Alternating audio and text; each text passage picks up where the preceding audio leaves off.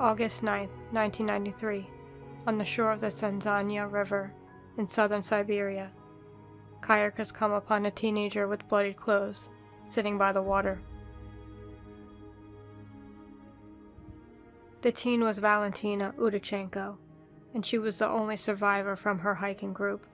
The rest died mysteriously 4 days before.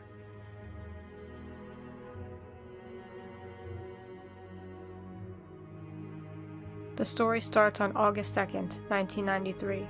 Ludmila Korovina, a 41-year-old hiking and survival teacher, took a group of 6 students on a hiking trip through the Hamar-Duban Mountains of southern Siberia. Ludmila was said to be very skilled and the best teacher by her students. The students were very excited for the trip. They had trained for months. The weather forecast looked good with clear skies and warm weather, and they had plenty of food and supplies packed. They were ready for their trip. The students that were joining her were 15-year-old Timur Babanov, 16-year-old Victoria Zalazova, 17-year-old Valentina Udachenko, 19-year-old Denis Shvatskin, 23-year-old Alexander Krisin, and 24-year-old Tatiana Filipenko. They began their trip in the town of Mironel and were planning on meeting Ludmila's 16-year-old daughter, Natalia, and her hiking group on August 5th in the middle of the hike. They would continue together to the town of Shlydlanka. The hike started normally and they arrived a little early to the first peak. Soon after, the weather started to turn rainy and foggy. On the way up, they stopped to pick some goldenroot, a medicinal herb that grows in the area. On August 4th, they made it to Krutov Pass and started descending down the mountain in the afternoon. The weather became worse, bringing more rain.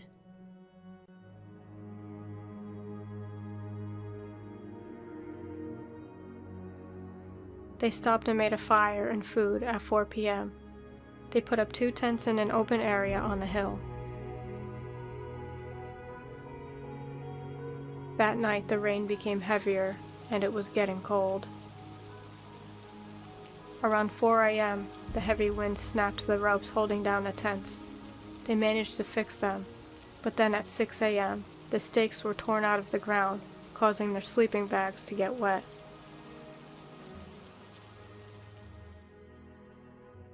The next day, August 5th, it started snowing. At 10 a.m., Alexander came and told Ludmila they were wet and freezing. She instructed everyone to pack up, and the group continued down the hill. They were making good time, and it appeared they would still be able to meet up with Ludmila's daughter as planned. They had only gotten about 30 feet when Alexander, who was at the back, began to scream and fall. Ludmila ran to him and got him up. He began to bleed from his eyes, nose, and ears, and was foaming at the mouth. Then he fell again.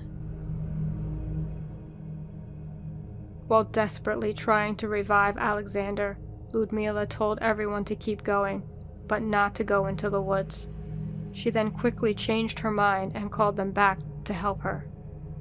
Tatiana took out a tent and covered everyone with it. Valentina went over to Ludmila. She looked at Alexander. His eyes were open wide, and he had a blank expression. Ludmila said he didn't have a pulse. Not wanting to leave Alexander, she then asked Valentina to get Victoria to where the others were. While trying to help her, Victoria bit her. Valentina then dragged Victoria over to where the others were. Tatiana crawled over to some rocks and began hitting her head on them until she went limp. Valentina went over to Ludmila, who was now also bleeding from her eyes, nose, and ears. Ludmila then fell on top of Alexander. She had stopped breathing.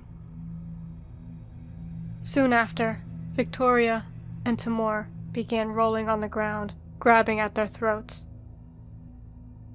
Dennis told Valentina they should grab the necessities and run. She looked up after getting her sleeping bag out of her pack. Dennis fell to the ground and began tearing at his clothes.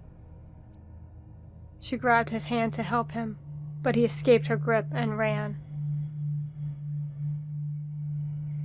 He didn't get far, and soon collapsed like the others. Valentina looked around and saw no one was moving. Terrified, she ran down the hill into the forest. She then put more clothes on and hid under a boulder in her sleeping bag. During the night, she could hear trees falling around her in the forest.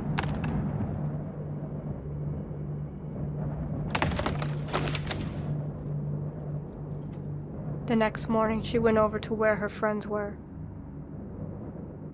Alexander and Ludmila were up near the top of the hill, and the rest were a few meters down the hill from them. They were all dead, so she closed their eyes out of respect. She took a compass and a map with her and started walking.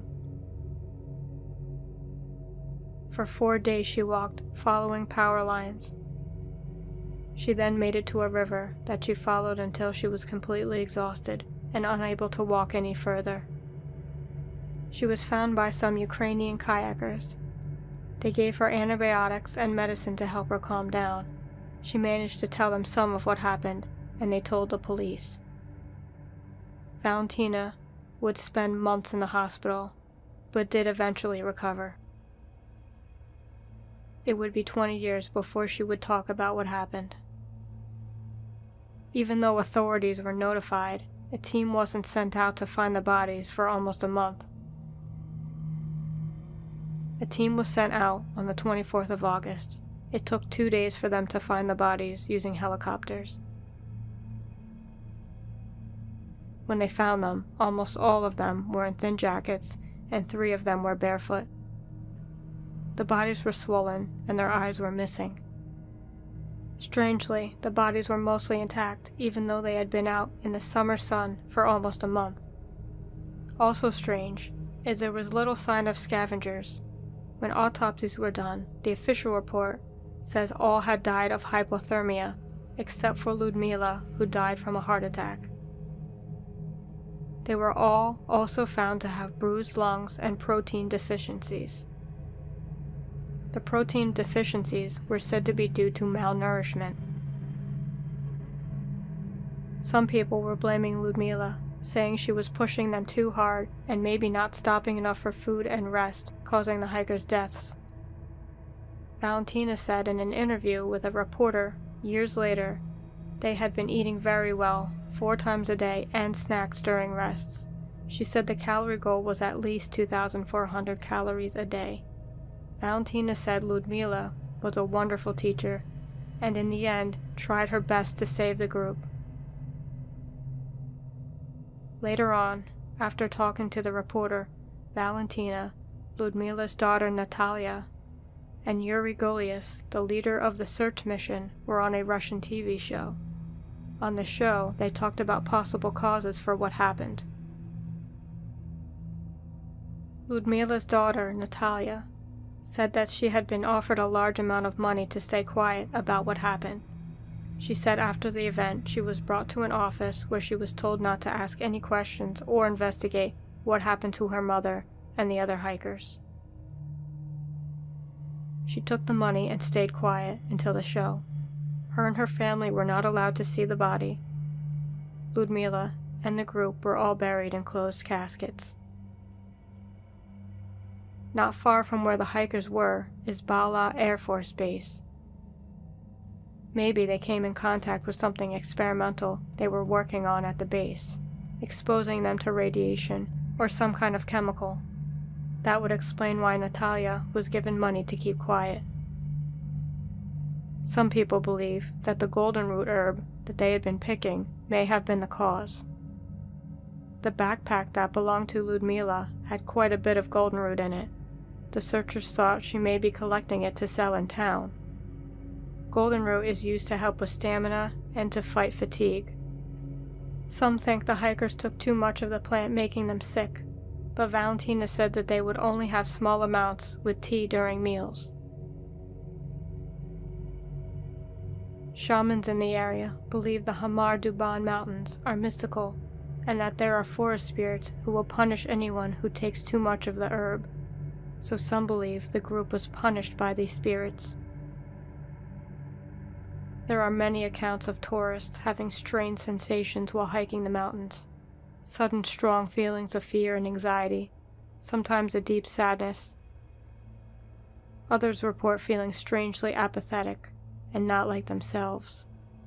Strange sounds have been reported, a low rumbling sound.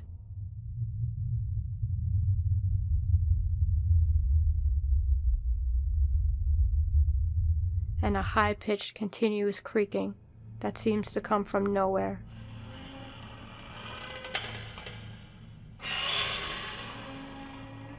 Many describe a strange thick fog called sticky fog.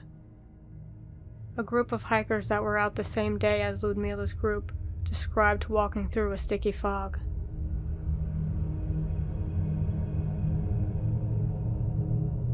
The mystery remains of what killed the 6 hikers, and how Valentina was able to escape alive, seemingly unaffected by whatever killed the others.